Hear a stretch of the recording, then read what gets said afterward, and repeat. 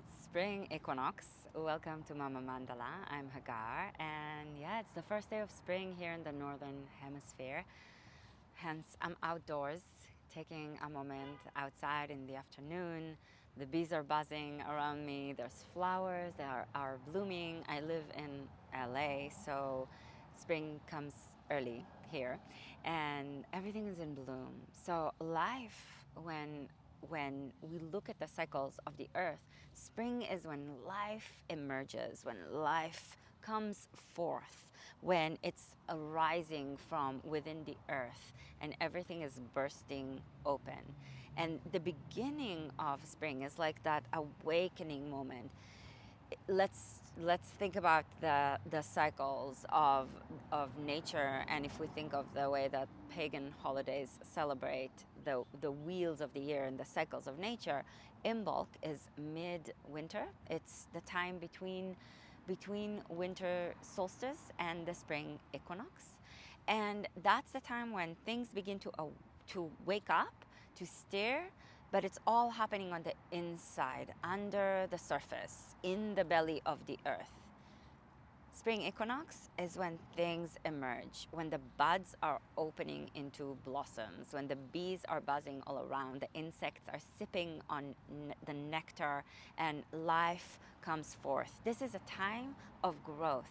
And if we think about it in the Gregorian year, which is really based on the wheels of the year, it starts with around the time of the winter solstice, because that's the time when the sun dies, it plunges into the depth of darkness, and from there it begins to emerge.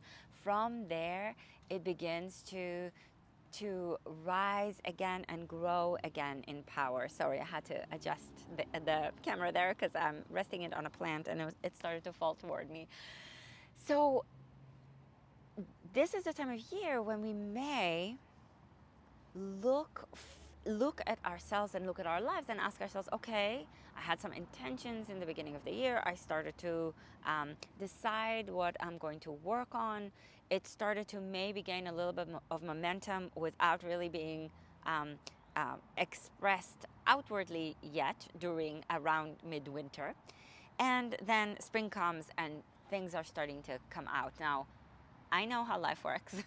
I've been around for a while and I know that it doesn't work in such a linear way, and the cycle doesn't work linearly.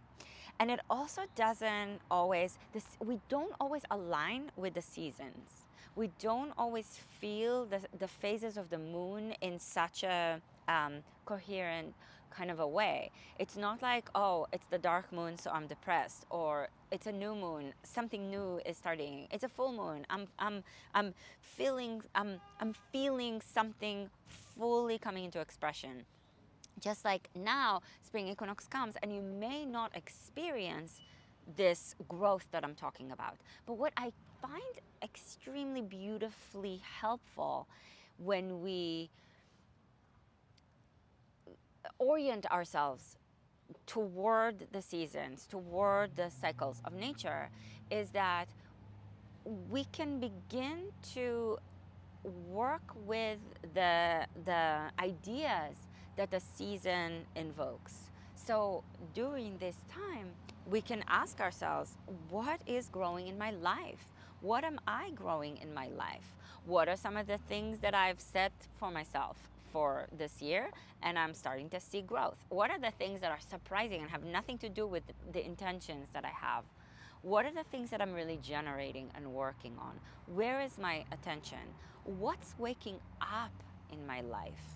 Spring is the time of waking up. It's the time when the serpents rise. It's the time when the plants rise.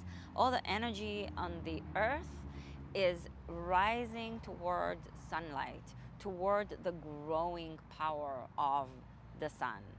And so we can also take that receive that as an invitation and ask ourselves, okay, well, how do I start to orient myself toward this source of light and warmth and life?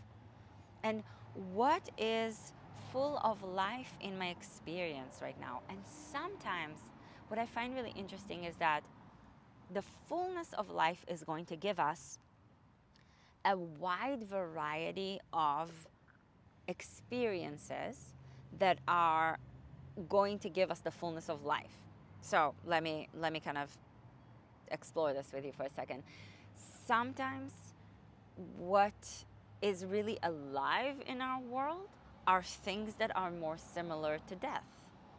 Sometimes what's really alive in our experiences and in the way that we are um, feeling life and moving through it are are aspects that would be more easily associated with the darkness, with decay. Sometimes what's really rising is something that is wildly making us feel very much down, right? So there is the possibility and the invitation and the capacity for dichotomy. Things are not just one thing. Things are a wide net of woven together threads that are not going to give us a straight, direct line that is very organized in this way.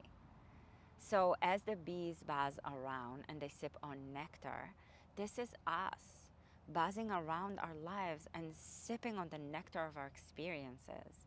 And the more diverse the experiences that we sip on, the more flowers that we drink from, the more nectar we bring in, the more rich the honey that we make is going to be. Now, the honey that we make is going to have to be made in a community, because one bee doesn't make honey. It's a hive of bees together that make a honey. There's actually a word for that in Sanskrit, madhurya, made of honey. And it's the concept of the sweetness of life being made by sipping on the different flowers in our lives, on the different nectar, on the different flavors in our lives, and then digesting it, processing it, stirring it inside of us, churning it, and then spitting it back out. Yes, the bee vomits, and sharing it with other bees. And together, there's a lot of sounds because I'm outside. I'll wait for that to go.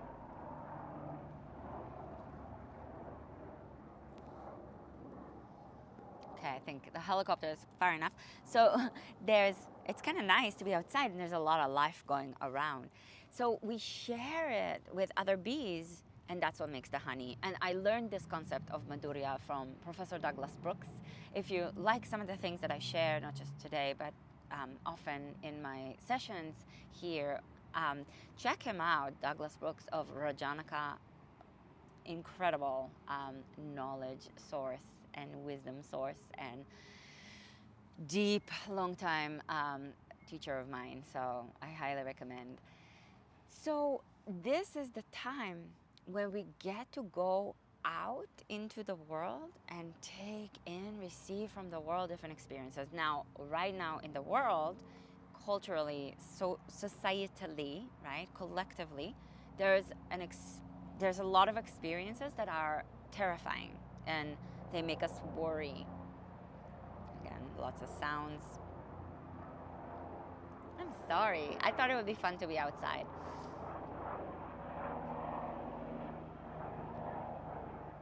It feels like a gigantic bee is above my head. But I do think that all these sounds they work with what we're talking about, because they invite us into the aliveness that's all around us in the natural world and in the cultural world. And some of the sounds, some of the experiences, some of the flowers, some of the nectar is going to be delicious and beautiful and inspiring and like beautiful music. And some of it is going to be devastating and heartbreaking and terrifying and grief filled. So sometimes what's rising and enlivening is actually the experience of loss. Sometimes what is most alive is this grief that we are moving with or through, and is being generated really intensely. There's going to be a wide variety. There's going to be a lot of sounds. Some of them are from nature, some of them are from culture, some of them are the trash cans being dragged by neighbors, some of them are the cars driving by, some of them are the thoughts that are moving through you, that you are working with and working through, right?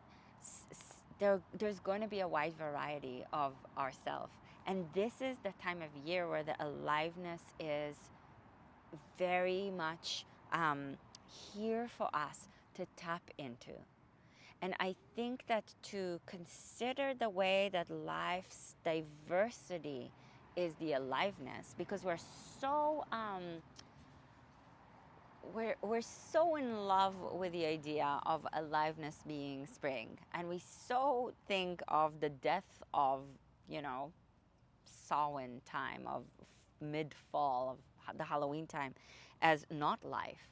But we forget that death is not life. Death is a part of life, an inseparable part of life. Without death, there is no life. So that which is rising right now is nourished by that which has died. That which is coming into a flourishing phase is nourished by the decay and the decomposition that was going on earlier. And that's also something we can ask ourselves. Okay, what are some of the things that that I've lost, that are gone, that are down, that have gone down to the ground and have gone through a process of transformation, that I can see very clearly, or maybe that I can see not so clearly, are nourishing the things that are here now, that are growing now. And what are the things that are growing now in your life? I actually would love to know. Maybe you can put a note, put a comment and let me know. What are the things in your life right now that are growing, that you're excited about? They're growing, you're feeling it. And maybe it's not the things that you naturally would be excited that are growing in your life, but you're okay, this is happening. Maybe it's a surprise, maybe it's not, maybe you've cultivated it and you really are seeing the coming into blossoming of your own work. And what are some of the things that you're feeling ambiguous about, that you feel like they're growing in your life, but you're not, the lens through which you look at it is it's not so clear, or there's a few lenses that kind of make the picture.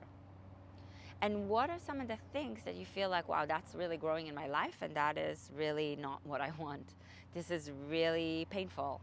This is deep grief-filled experience.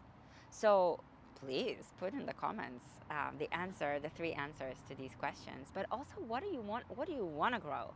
What do you want to bring forth?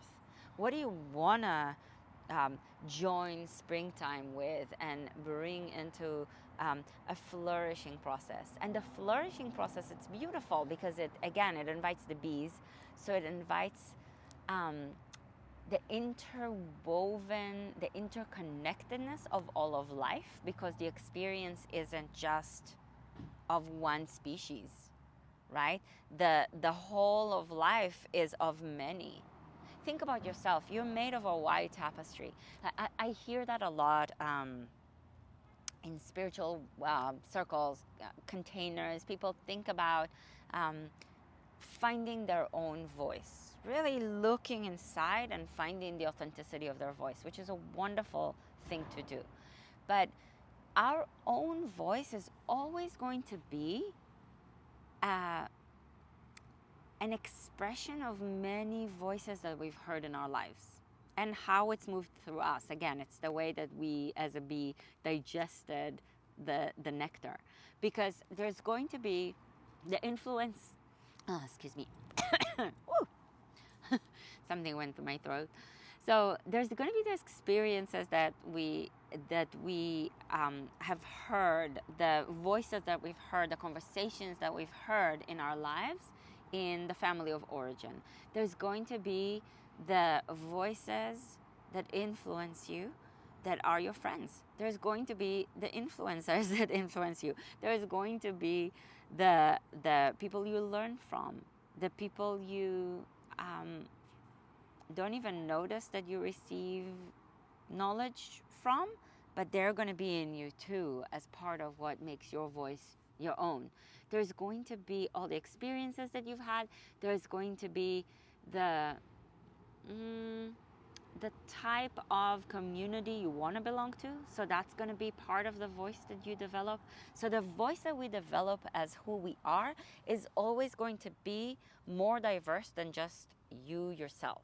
That whole idea of find your true voice, find your true north, it's much more complex and nuanced and woven together than that. We are so obsessed with our individualism in the West that we think we are an individual, right? We think we can find our own voice. And that's true, and it's beautiful, and you will, and you do, and you constantly cultivate it. And we are an ecosystem. We are the flowers and the bees, and the way that one cannot be without the other. One needs nectar, the other needs a pollinator. They need one another. They don't exist without the other, even though the expression of the flower is the expression of the flower and the bee is the bee. But together, they make the ecosystem. Same with us. So spring, with all of this aliveness, invites us actually into the very wide range of who we are, which includes in it, it doesn't exclude everything we've been before and everyone who's been in our lives, but rather includes it. Spring includes in it the winter that came before it. And because of that, it holds in it the fall that was before the winter, and the summer that was before the fall, and last spring. Everything includes in it what came before, and it also includes in it what will come next, the possibility of the next season live and breathe and are pollinated during this season. So your entire life, our connection, our participation in this world is wide. It's a wide net. And what I find really kind of cool and interesting to think about that, to sort of take it into another direction, is that the archetype that is associated with spring is often the maiden archetype when you look at it from the perspective of European cultures. So the maiden archetype is the archetype of spring. So it's the girl who is just arriving at her bleeding time, at her fertility time. The girl or the young person with a womb who is arriving in their fertile years phase. So there's that awakening, right? You see how that's the awakening of spring. There's eros, there's desire, there's it's also tumultuous time. It can be very overly stimulating, right? You look at nature in spring, damn, that's overflowing with stimulation, right? You think of a person who's arriving in their fertile years, there's a lot of stimulation. So it was also a time of great potential, but it doesn't exclude where she came from and where she's going. I'm making it a feminine for the archetype.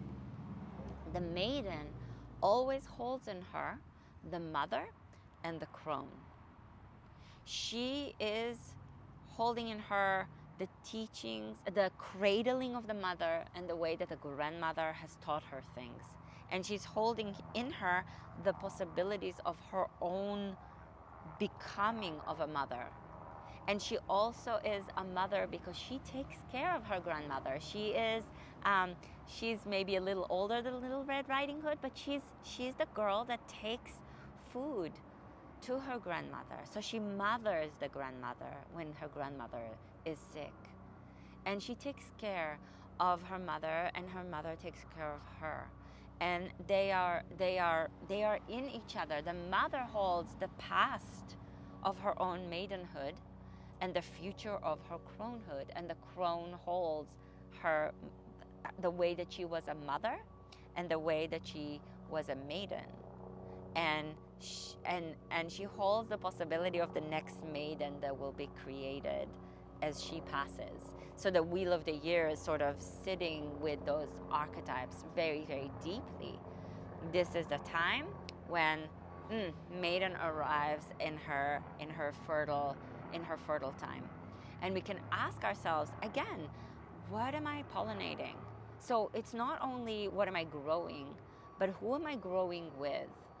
It's we're fertilizing one another with ideas, with thoughts, with desires, with where it is that we wish to, with what it is that we wish to become, with where it is that we wish to take our journey, and with a receptivity of where our journey is going.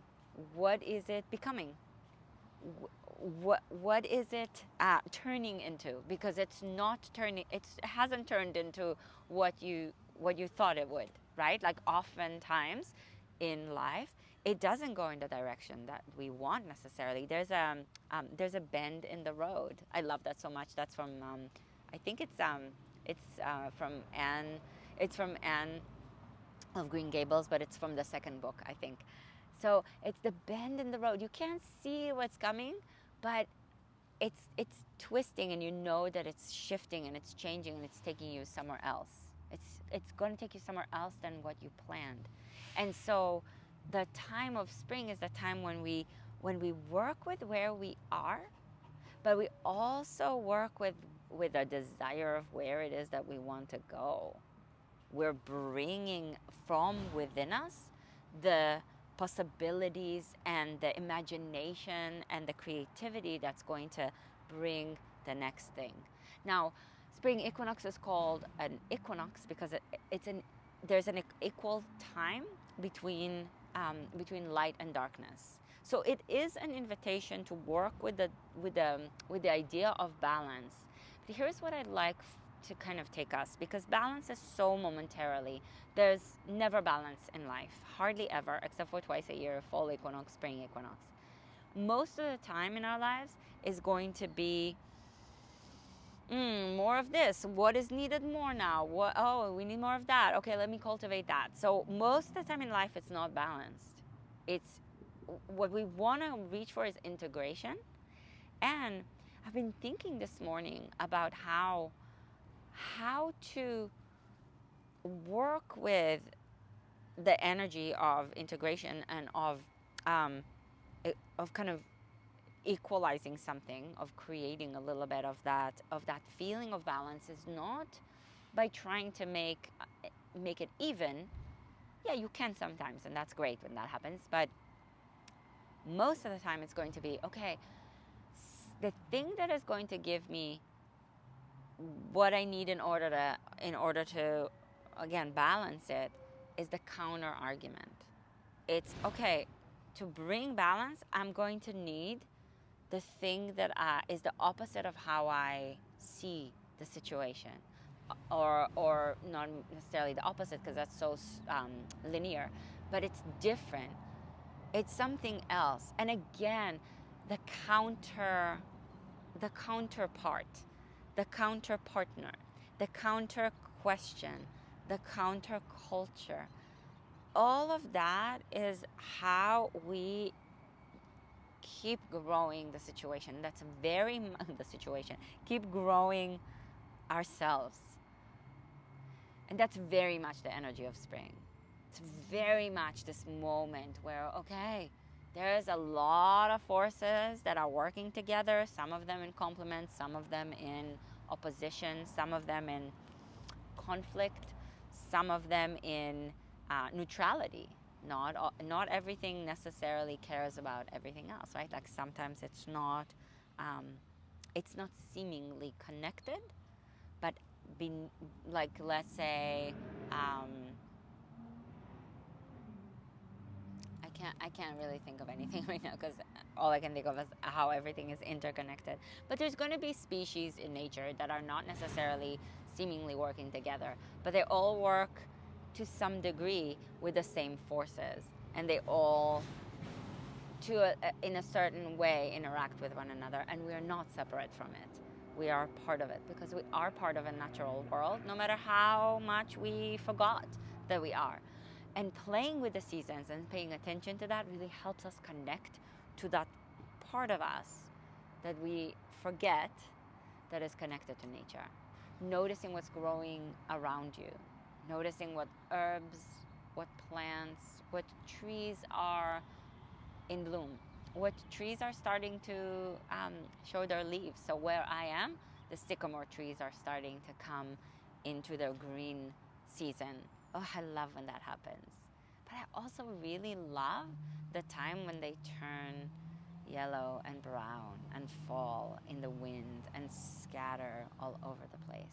Because every phase has a depth of meaning and the capacity to connect to it in a way that helps us develop and grow. So, what do you want to grow in your life? Can you put that in the comment? I really would love to hear from you, because sometimes it feels like I'm just talking to no one. You know what I mean? A few people interact with me, and I love when people do, because then I know what's on your mind. So what is it that you're growing in your life? What are the things that are growing in your life? Not necessarily what you want. Some of them are what you want, some of them ambiguous, some of them maybe you're indifferent, and some of them you might be really horrified by, right? And what is it that you want to grow? And when you ask yourself, what is it that you want to grow? Ask yourself, what is going to support this process? Who are the people that are going to be supportive of you? This can be people that you know are going to be supportive of you, and those could be this could be the invitation of people you have no idea that they're going to be supportive of you. What ideas will support you? What publications are going to be helpful for you? What books? What topics? What's going to nourish the soil within which you are cultivating these aspects of you and these parts of your life that you want to bring with this spring into bloom? So let me know. I cannot wait to read your comments. And if you like this video, put a like on it. Will you put a like on it? It's so helpful for me when you do. Can you share it with your people? That would also be amazing. And if you haven't subscribed to this channel, what the hell are you waiting for? Subscribe to this channel and subscribe to my mailing list over on mamamandala.com. I'll leave a link for you in the description of the video. I go into in-depth explorations of different themes, ideas, topics in those emails. And I also started a Substack recently, and I'm very excited about that. And I would love for you to subscribe over there.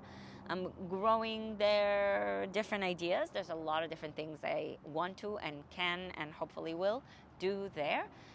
For now, deep writing and exploration, which I'm so excited to share with you. So subscribe over there. I will leave a link for that as well. And I cannot wait to see you again soon. Thank you so much, and may this spring equinox be meaningful and nourishing and inspiring and flourishing for you. All right, see you soon, my dear.